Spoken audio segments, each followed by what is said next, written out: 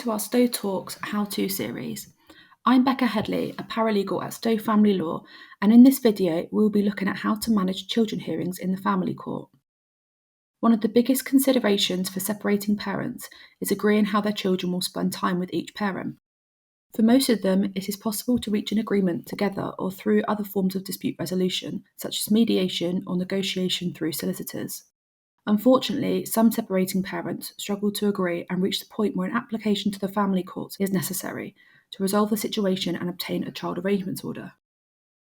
Before you can apply to the court, you must have tried to attend mediation to resolve matters.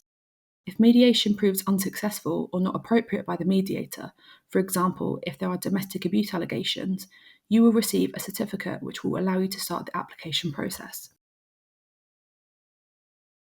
You start children proceedings in the family court by completing the form C100. The application will usually be issued and heard in the court closest to the child's home, unless other proceedings are already underway. Once the court receives the application, they will set a date for the first hearing and send a copy of the application notice to the respondent.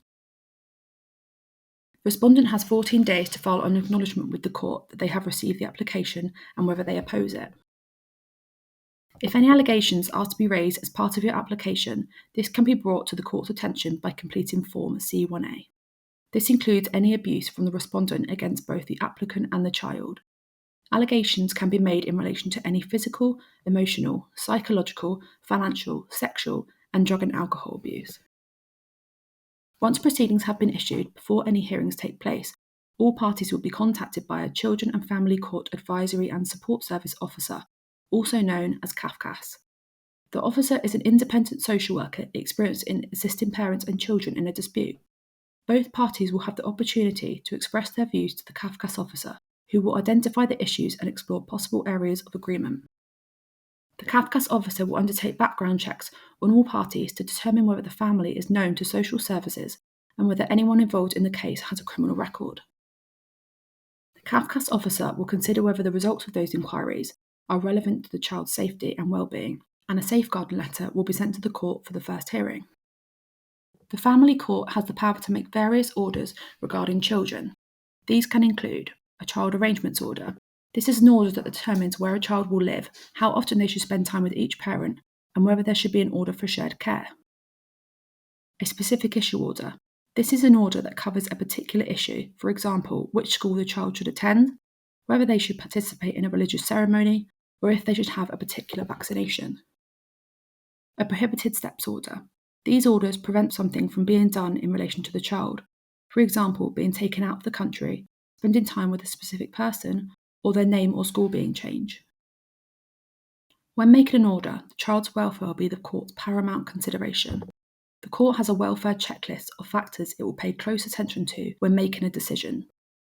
The welfare checklist includes the child's wishes and feelings, their emotional, physical, and educational needs, the likely effect on the child of any changes in their circumstances, the child's age, sex, background, and any characteristics which the court sees as relevant, any harm the child has suffered or is at risk of suffering, how capable each parent is of meeting the child's needs, or any other person the court sees as relevant.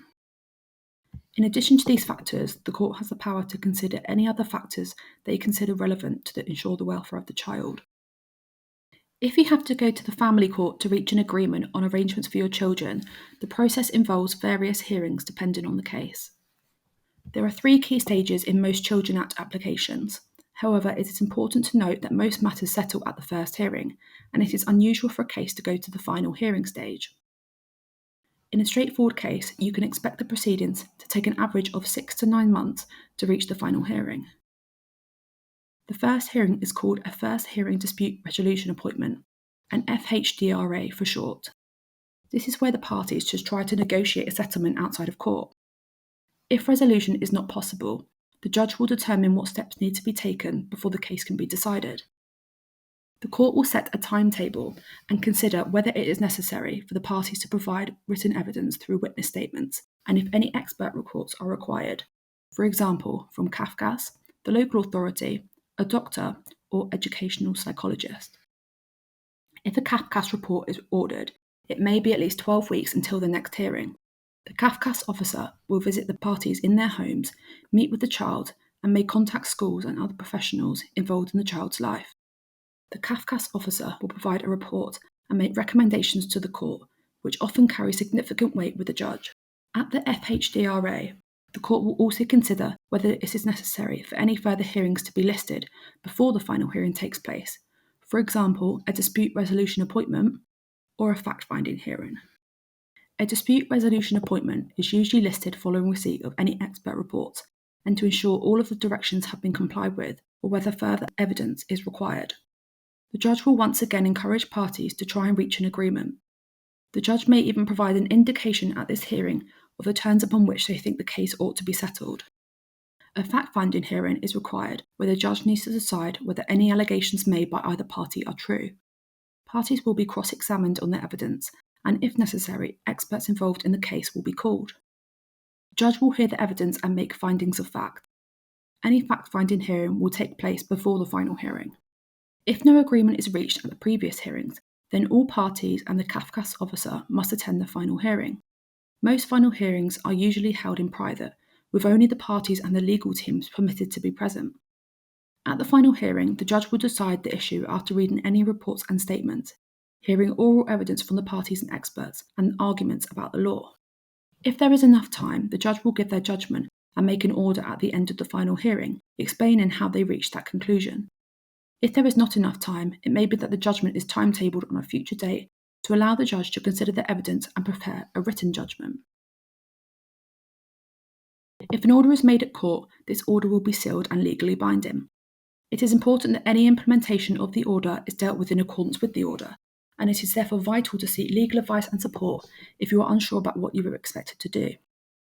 If an agreement was reached with the other parent and the children proceedings were not necessary, it is still advisable to obtain a child arrangements order setting out the agreement. This ensures it is legally binding and will protect you from any further issues in the future. It is important that this is drafted by a solicitor before submission to the court. The importance of legal advice. Going to the family court can be daunting, and it is important that you seek legal advice from a family lawyer. Family lawyers are specialists in this area and qualified to advise you on your legal position throughout. They are experienced in guiding clients through the court process, so will ensure your case is well prepared, you have all the relevant paperwork and evidence required, and your case is progressing as it should be in line with the court directions. Having the right person by your side can also help dial down the stress, so you can approach the hearings with the information and support you need to make well-informed decisions from a calm and measured place. While there are exceptions, it is rare for either party to be awarded legal costs in Children Act proceedings. Each party should expect to cover their own costs. For more Stowe Talks, how-to videos and further free resources, visit stowefamilylaw.co.uk/support.